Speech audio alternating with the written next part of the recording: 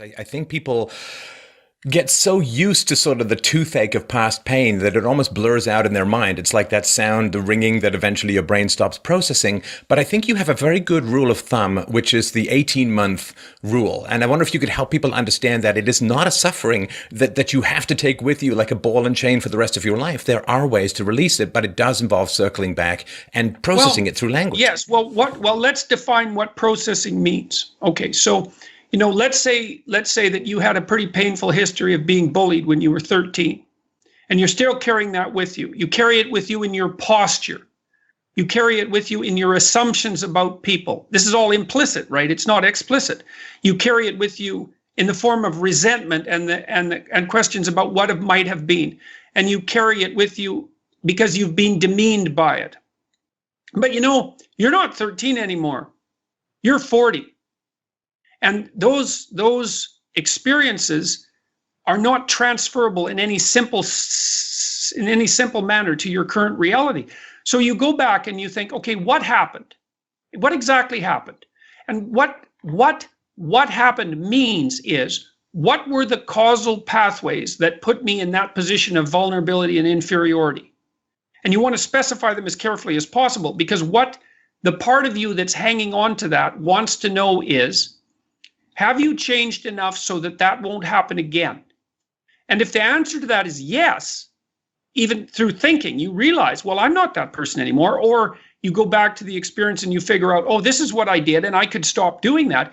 Then the icy hands of that traumatic experience will release, that you will be released from it. Because what your mind wants to know, your unconscious mind, let's say, is, have you resolved this issue to the degree that it is unlikely that it will occur again? And that's what it means to have processed it. And this, I think, is really important for people to understand, that memories stick until you gain security. Memories stick to alert you to dangers that you're recreating by avoiding the history. So if you were bullied, you're going to either end up usually in the bully victim paradigm, right? You're either going to go out there and say, well, I'm going to get them before they get me, or you're going to go out there with you sort of shuffling along, staring at the sidewalk, slumped shoulders, and you're going to be inviting more bullies into your life. And so until you figure out the causality of how you ended up being bullied, you're going to gravitate to either of those two poles as either a fight or flight mechanism. But if you go back and process and figure out, okay, here's the steps that happened that ended up with me being bullied. Now I know how to avoid the bullying situation. Then that pain will recede. It's there until you listen. It speaks until you're safe. So there's this great scene in this documentary called Crumb, which is about the underground cartoonist Robert Crumb. It's the most brilliant documentary I've ever seen. And it's highly instructive, that documentary. It's about a terribly Oedipal family, but it's also about the successful struggle of one of the brothers in the family who became a famous underground cartoonist to free himself from that. And part of the documentary details his terrible experiences as a 13 to 17-year-old with women. And he was one of these people, Robert Crumb, who was not at the bottom of the dominance hierarchy. He was outside the dominance hierarchy in the land of absolute contempt.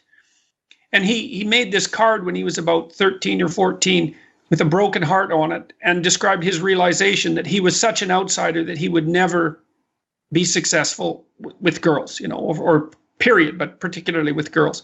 But then that freed him up, and he started to cartoon more and draw more and listen to old music, and he kind of developed his own pathway.